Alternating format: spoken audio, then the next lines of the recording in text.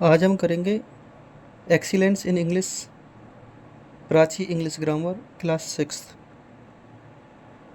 Synonym type 1। First of all we will start from the type 1। First sentence is there was a brief pause in the conversation. हमें brief का meaning बताना है। सबसे पहले तो synonym का पता होना चाहिए हमें क्या होता है। सिनोनिम होता है सेम मीनिंग, जिसका अर्थ समान निकले, समानार्थी जिसको हम कहते हैं। ब्रीफ ब्रीफ का मतलब होता है छोटा करना। तो इसमें छोटा वर्ड जो बताएगा हमें वो option number B short. Second is we can eradicate this disease from the world. Eradicate means हटाना, खत्म करना। तो इन चारों ऑप्शन में खत्म करना आ रहा है रिमूव में, फर्स्ट ऑप्शन ए।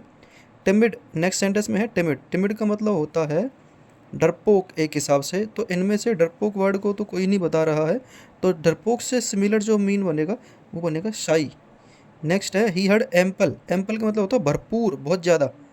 तो इनफ का मतलब तो होता है पूरा, लेकिन भरपूर नहीं हो सकता। लिटिल का मतलब कम, अबंडेंट का मतलब भरपूर। वेन्यू वेन्यू का मतलब होता है प्लेस, स्थान। तो इसमें प्लेस ऑप्शन है नंबर सी। नेक्स्ट है कोर्टियस। कोर्टियस का मतलब होता है बहुत विनम्र स्वभाव। विनम्र यानी कि polite. Polite will be the correct answer. Next है seventh, he suffered from headaches.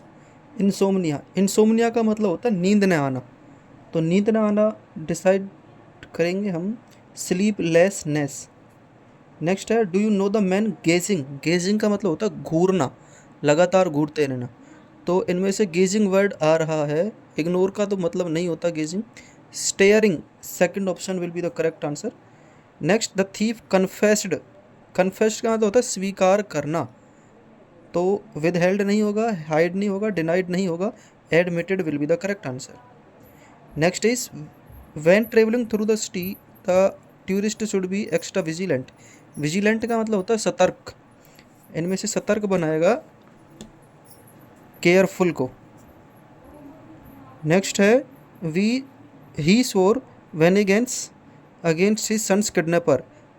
वेनेगेंस का मतलब होता है बदला लेना। बदले को इंग्लिश में कहते हैं revenge. So A will be the correct answer. He was oblivious to the fact that he had made a history. oblivious का मतलब होता है जिसके बारे में पता ना हो। तो पता ना हो माइंडफुल नहीं हो सकता, sensitive, hurried, unconcern will be the correct answer.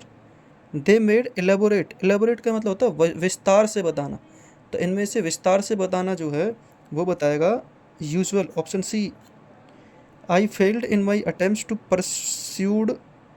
Persuade him, sorry, persuade him. तो परसुएड हिम का मतलब होता है किसी को बात मनवाना, मानना या मनवाना। तो इसमें एडवाइस आंसर करेक्ट होगा। नेक्स्ट है the situation calls for drastic measures. Drastic का मतलब होता है कठोर तरीका, तो कठोर होगा इसमें ऑप्शन नंबर बी। हार्स का मतलब कठोर। नेक्स्ट है द न्यू प्लान में बेनिफिट मैनी स्टूडेंट। बेनिफिट का मतलब किसी की मदद करना, तो help will be the correct answer. Ritu set Lofty. Lofty का मतलब होता है ऊंचाई में, हवा में। तो लॉफ्टी इनमें से होगा सुपीरियर वर्ड, इससे सही डिनोट करेगा, क्योंकि इसमें हाई तो नहीं है ऑप्शन में, तो इसलिए सुपीरियर यानी कि बहुत अच्छा। ही डिक्लेयर। डिक्लेयर का मतलब अनाउंस करना, तो announce first answer. You are exaggerating the problem. Exaggerating का मतलब होता है बढ़ाना चढ़ाना। तो बढ़ाना चढ़ाने का आंसर आएगा मैग्नीफाइंग। ये फेरोसियस का मतलब होता है खूंखार, आक्रामक, निर्दयी। तो इनमें से cruel will be the correct answer.